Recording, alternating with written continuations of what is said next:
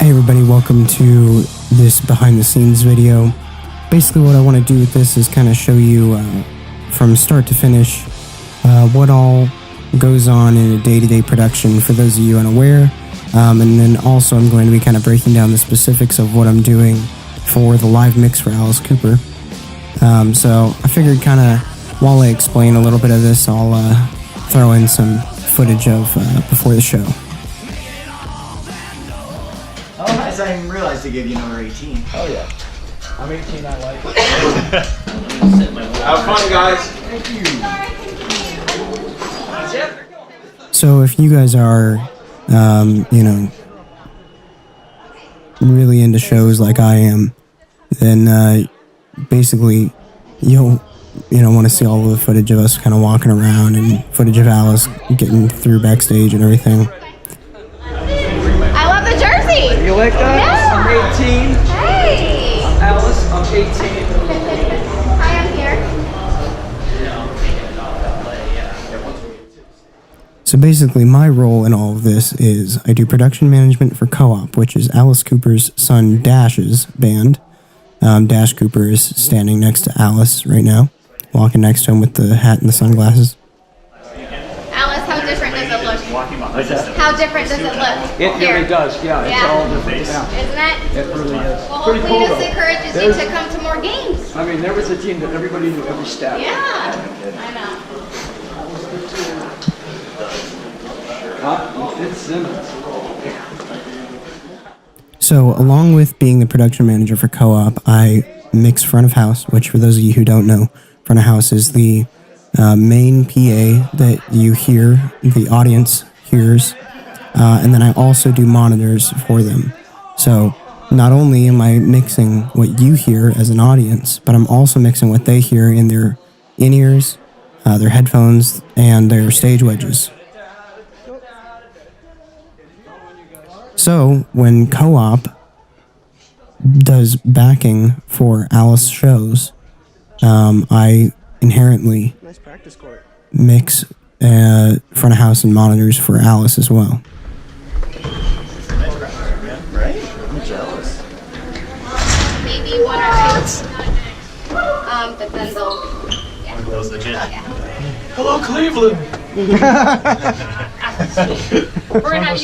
Most big productions are going to have a front of house engineer and a monitor engineer.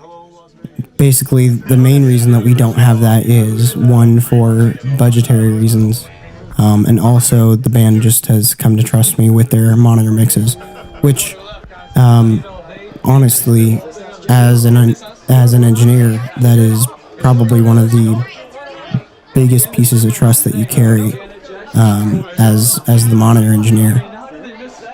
Being able to know what they want, even if they're on stage and they've already dialed in their mix for sound check, and being in a position where he probably needs a little more of his vocal, and being able to handle something like that is really important. So juggling both of those, you'll see me make monitor adjustments during the live performance while I'm also mixing the house.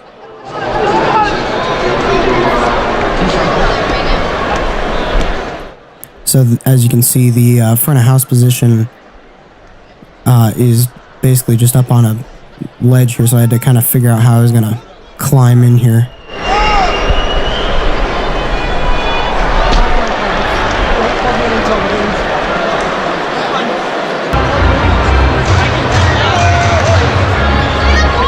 That's the audio tech from Clearwing Productions.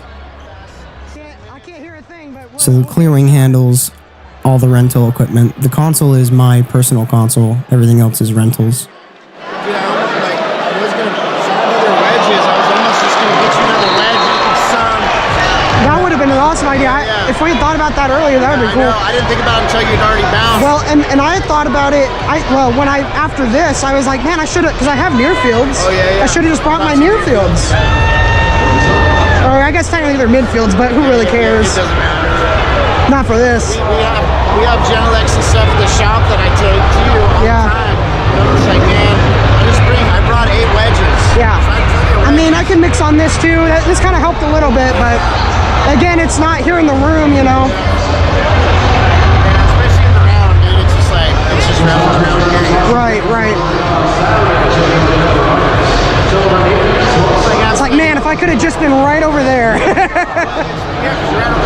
Yeah, yeah.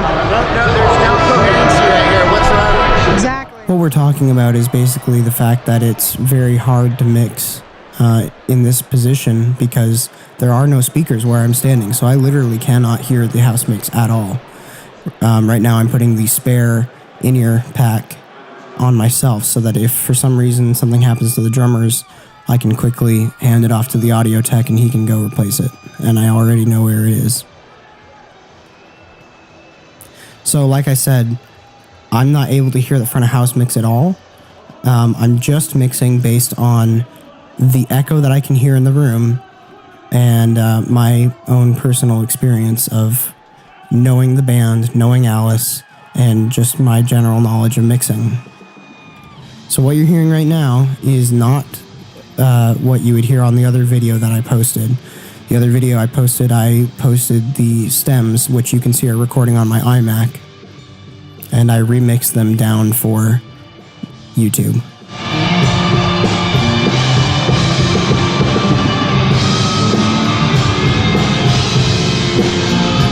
So all I have to go off of is is the amps that are behind them on stage, and the slap back of Alice that I can hear, and the resonance of the monitors that are on stage.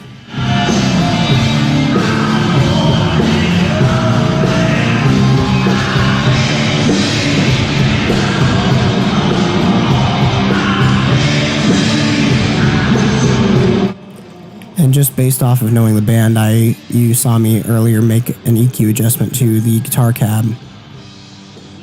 Just kind of cutting a little bit of the low mids out so that it's a little less muddy for the house. The only reason I knew it sounded decent was after the fact. I had some friends that were at the show. They were all sitting in different places, and I could actually hear the mix just off of my phone. Also, anytime you get to do something cool, always take a picture, no matter how big or small it is. I had friends sitting in all different places of the arena during the show, and I started listening to their Instagram stories or posts about the show when we were performing, and I was really surprised that it actually sounded good, because I was basically just guessing the whole time.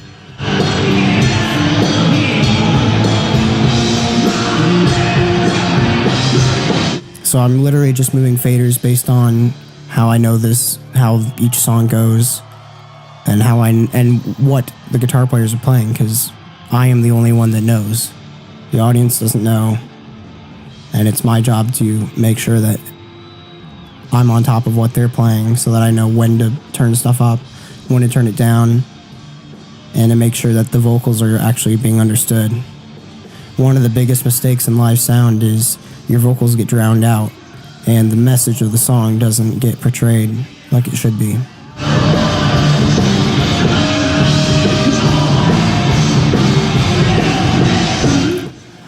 Also, another thing to note is the entire arena was a mono send.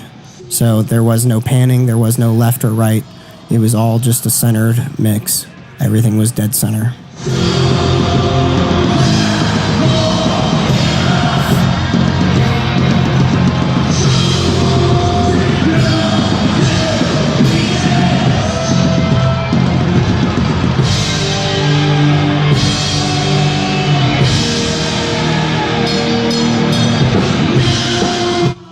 What I'm doing right now is I'm adding compression to Alice's voice, only because I noticed that he started to kind of get lost in the echo that I was hearing from the stadium. So I started to dial in some compression as quickly as I could, and then I also had to make the transition seamless. So based off of what I was looking at on the compressor visually, I dialed in a makeup gain and then activated the compressor, and it was luckily the exact same level. Because also what you have to think about is you're changing their inner mix with stuff like that as well. You're changing their monitor mix with compression and EQ. So if it's not the same level, then suddenly there's too much of them in their wedge, so you might get feedback, or there's not enough, and now they're going flat because they can't hear themselves.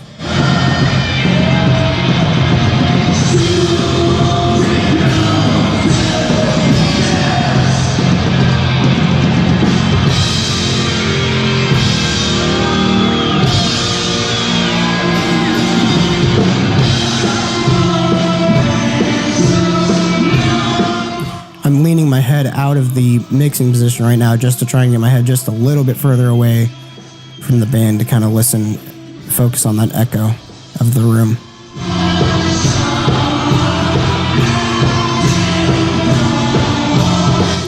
It's important to watch the band just as much as you're watching your console.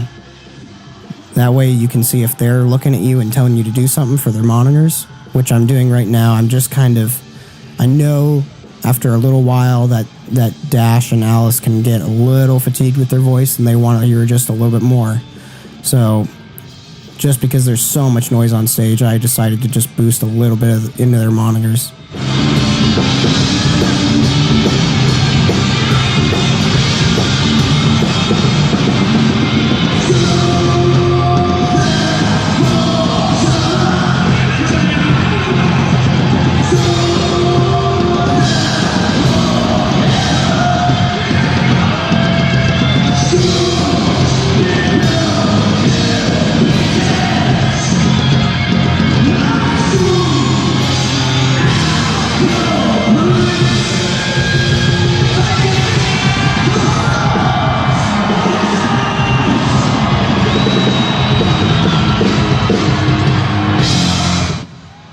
As soon as the band is done, I mute them, and then I get ready to mute the vocals as soon as they're done speaking.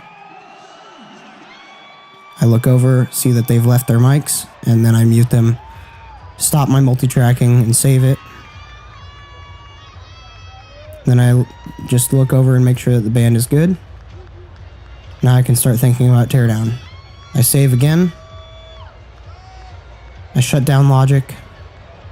And now I'm going to start my shutdown process.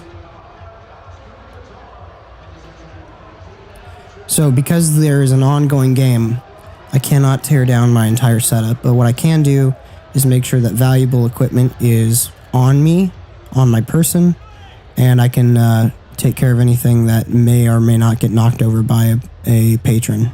So the first thing in my head is I'm going to get rid of the hard drive. I'm going to put that on my person because I don't want it stolen. It's also got all my stems of tonight's mix on it. So I'm going to get that in my backpack along with the power supply and the USB cable. I'm also going to put my headphones in there just because they are relatively expensive headphones. They're about $100 and I don't want them to get stolen. They're easy to grab.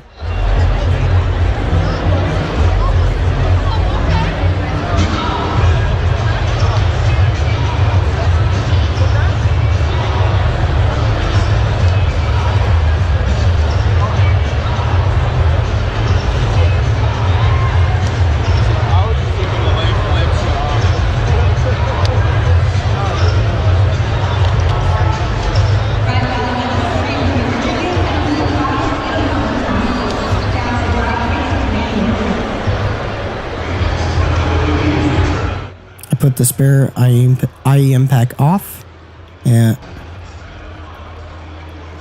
put it on the console.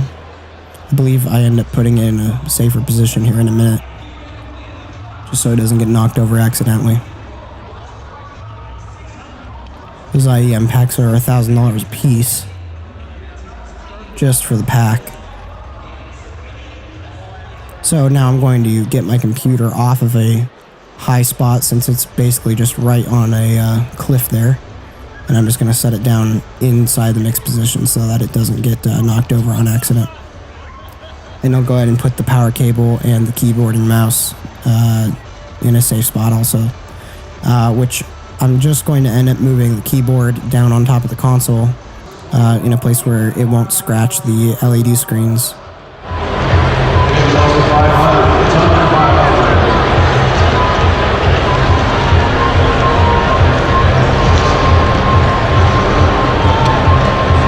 It's always really important to take care of your equipment the way it's designed to be taken care of.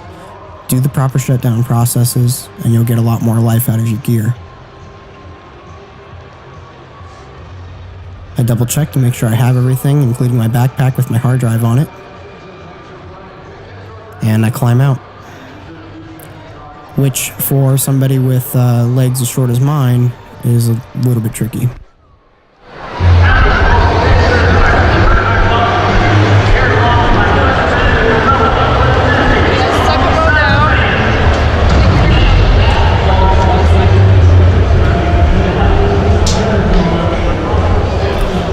time to head back down to the green room and wait for every single person to clear out of the stadium so that we can start tearing down. Hey. Skip ahead to teardown time. The band is going to start getting their amps and stuff off stage. Clearwing has already started taking down the lights and some of the sound equipment. You were wrong. Okay.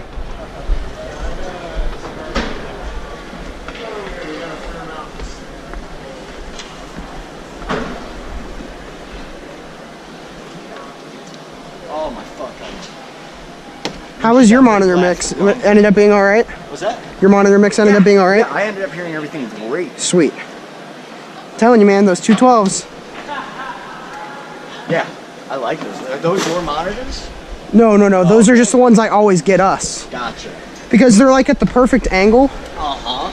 And they've got a woofer on the bottom of it. So you really feel it. So the first thing on my list to do is to get my iMac taken care of. It's one of my personal most fragile pieces of equipment, and I want to make sure that it is safely in a box during loadout. Also, because it sits in the mix position area, I can get it out of the way so that I can get in there and do the heavy lifting with the console. So what Jeremy and I were talking about there is how important it is to get the right monitors for the right application. For speaking, like if you're doing a lot of corporate events and you need some stage wedges for the speaking to be processed into the wedges, I personally recommend 10-inch monitors. They don't have quite as much bottom end or low mids, so you don't get a lot of the lower ringing monitor feedback that you could be getting. But for big bands like this, rock music, it's big, it's powerful, it's in your face. 212s with a woofer on the bottom is really nice. Everybody, including the bass player, can be heard through them. And we use these JBL Vertex M22s for the band is what I always try and get for rentals. They've got two 12-inch monitors on them per cabinet, and the woofer on the bottom. It just really brings everything to life.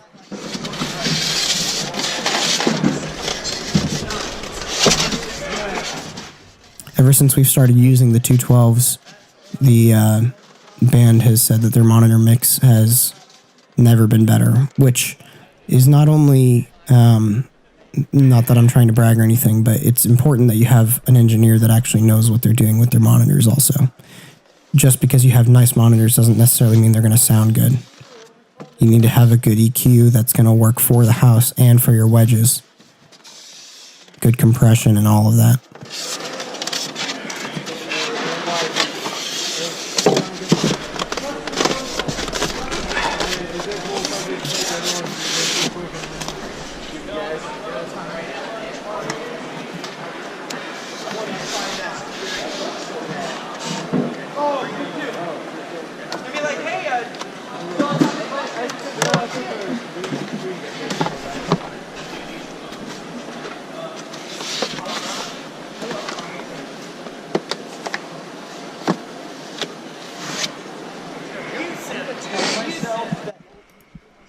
That is the RTA mic, which I used to tune the room during right before sound check. That way I was getting as flat of a response as possible going into the console, so that my EQs would actually be a little more close to what I'm used to them being. Otherwise, you're having to try and EQ for the room as well as your mix and monitors. So now I'm going to open the doghouse of the case and take care of the two remaining cables back there. Clearwing's already opened it up and taken out their snakes. So now all I have to do is coil up power and USB, which was going to the computer. And I'm going to go ahead and keep both of those inside the doghouse with the case, because I'm always going to use those with this console. So it's best to just keep them there inside where I know they're going to be. They're not going to go somewhere else that way. Yeah, you totally did. Thank you. Where's your dad at? Hey, is my console case in the truck? Yes. Alright, so probably what we'll do. We can just get it down and then we can take care of the rest.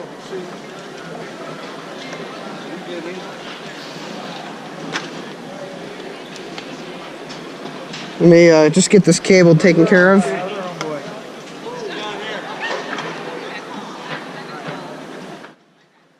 One thing that's important to note is that when you're doing teardown, no matter who you're with, there's always people that want to go home. Whether it's the people that are working with you or yourself, or the guy that's got to lock up the doors. It's just something to keep in mind. You just want to be respectful of that. So move quickly, and do things quickly so that everybody gets to go home at a reasonable hour. Nobody likes waiting around for really long loadouts. So it's important to think ahead of how you're going to load out, what needs to go first, what needs to go last. Don't worry if any of these papers fall, that's underneath it. Okay. Can you get it? You got it? Let me know when you're good. You got it? I'm good. Okay. Cool, brother. Here we go. Alright, just watch the end there because that doghouse will fly open on you. So I'm going to gather my input lists and put them next to my backpack so I can take them home and possibly reuse them for another show. And basically what these input lists are is it's a way for me to give whoever the audio tech is or the stagehands are that are going to be plugging in the mics. That way they know this mic is going into this channel of my console and this is where it's going to go on stage. Same for outputs, like this monitor is going to go into this output of my console. This is where it's going on stage. And then on that input list, I've also got a stage plot that shows exactly where all the band members are going to be on the stage and where the wedges are going to go. I walk out with the console just to make sure that there is no dropping because it is my personal console.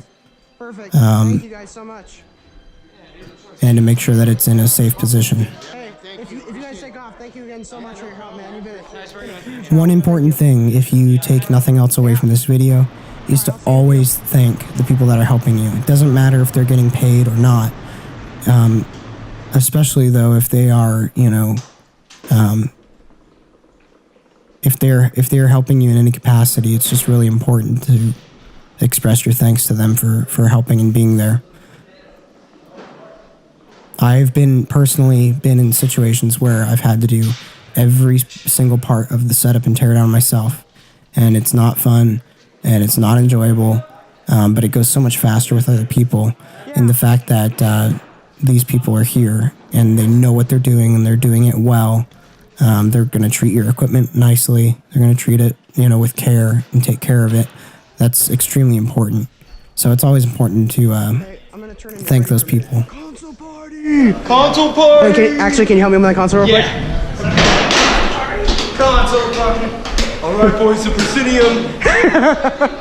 Gotta get the chairs out of the Presidium. Freddie's one of I my love Freddie, dude. Have you worked with a Brody? So Colby is one of the guitar players in the band, and you're going to see me mess up here.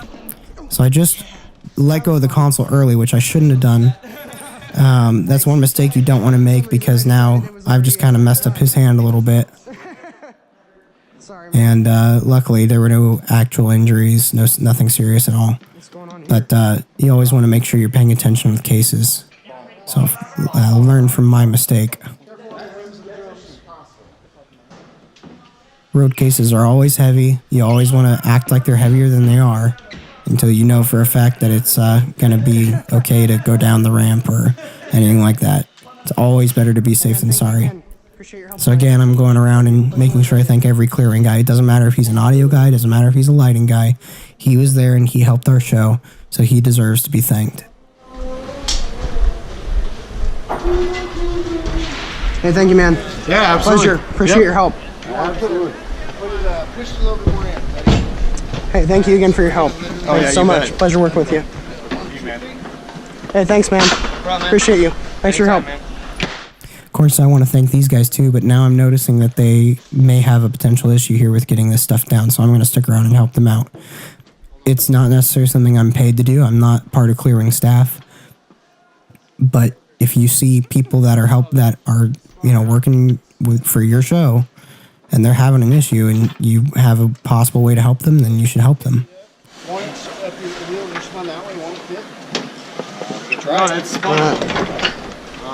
I think this wheel needs to get turned the other way. My wheel? Yeah. Good. Unfortunately, there wasn't much I could do to help here, but what I did do is stuck around to kind of help with getting the case down after they were able to get it on the forks. I don't know why it's not wanting to spin that way.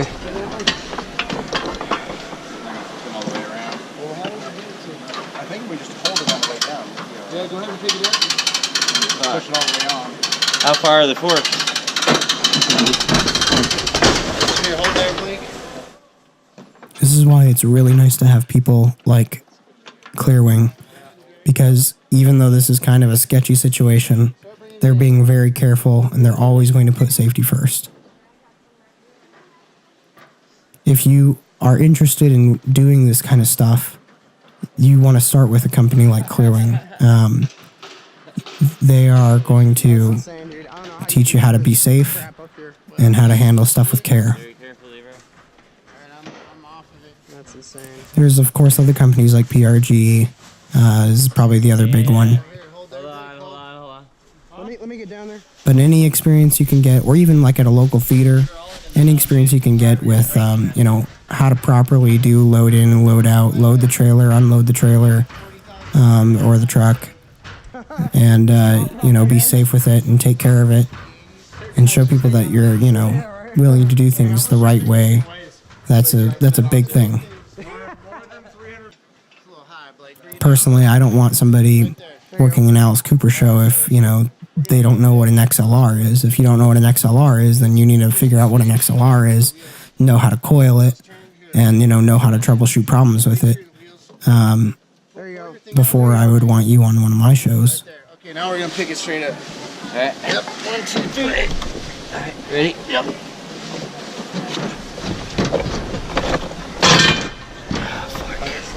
Pick it up a little more, Blake.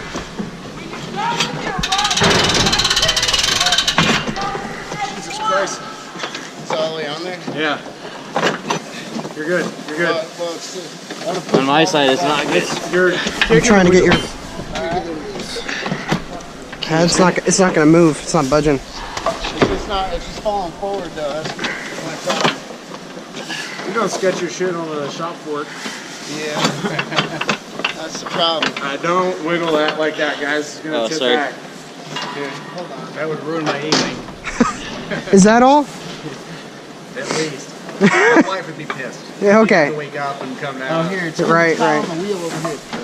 It's caught on the front wheel. Oh yeah. You're caught under here. Here, pull it back. Can you lift? There it goes. You okay, bud? Yep. And then you slide it on. You have to slide at the same time. I'm trying to. There's a mentality of hierarchy with these kind of things. Like, if I'm the front of house guy, I'm not going to do all of the dirty work that everybody else is going to do. And I think on bigger tours, that is not a thing. That doesn't really exist. On smaller tours, it definitely does. But I think no matter what your role is, if you are able to help with something, then go ahead and help, man. There is no I'm better than you, or I've been doing this longer, so I'm not going to do this or that. If work needs to be done and you can help make it faster, then just do it. Be courteous, be helpful, and people will respect you a lot more for that. I could have just totally left these Clearwing guys to do what they had to do, but the only reason I didn't was because they definitely seemed like they needed another person. I'm not saying that, to make myself look like I'm such a great person or anything. I'm just saying that because if it were me in that situation, I would have felt a lot more comfortable with another person, even though we didn't necessarily have one from that company. Oh, let me get out of your way. Thanks. A little heavy.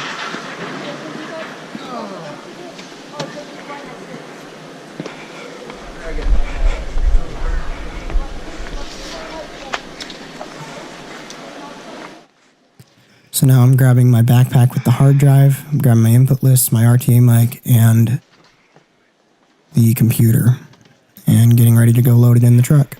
7-Eleven pizza? I actually had some QT pizza afterwards. QT pizza's actually not awful. Dude, their kitchen is like solid. Pretty legit. Dude, breakfast bowls are like my go-to morning. Yep. Yeah, for 2 songs.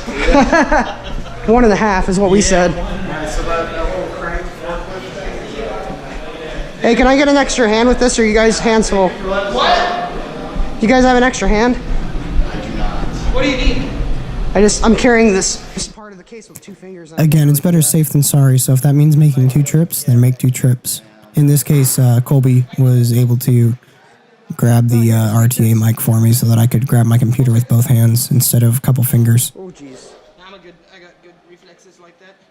Nothing to be scared of. One thing I really appreciate about co-op is all the band members put in a really good amount of work into load in and load out. Even though loadout always sucks, it always, you know, you never get any good feelings about it because it's always after the show. There's nothing to look forward to except for sleeping. They always pitch in and they always help. They don't expect, you know, crew to do everything, which is great. I really admire that about them. Hey, thank you again, man. Appreciate your help. Yeah, bro, definitely. Thanks so much. Pleasure. See you on the next one. Yeah, sounds good. So I'll make sure I thank everybody from Clearwing, and now I can head out to the truck.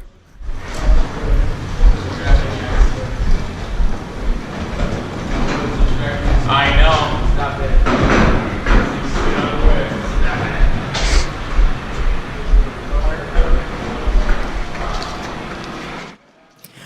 Obviously, there's only certain areas you can stay and help with.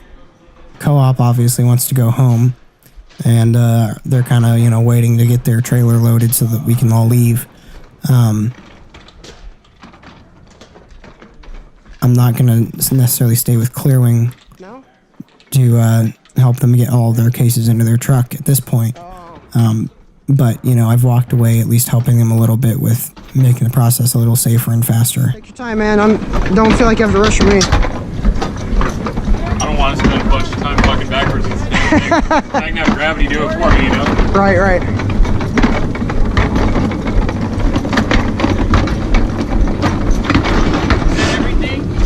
It's all my stuff. There's still some bags up top there. I don't know if they're ours or not.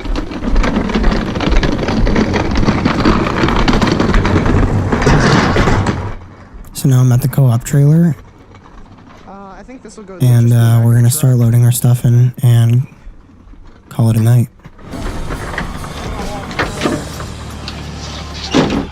So I hope this has been helpful for anybody watching. If you have any questions, please leave a comment. And if you would like to see more of this, leave a like and subscribe, and let me know in the comment section that you want to see more, and I'd be happy to put some more of these together for you.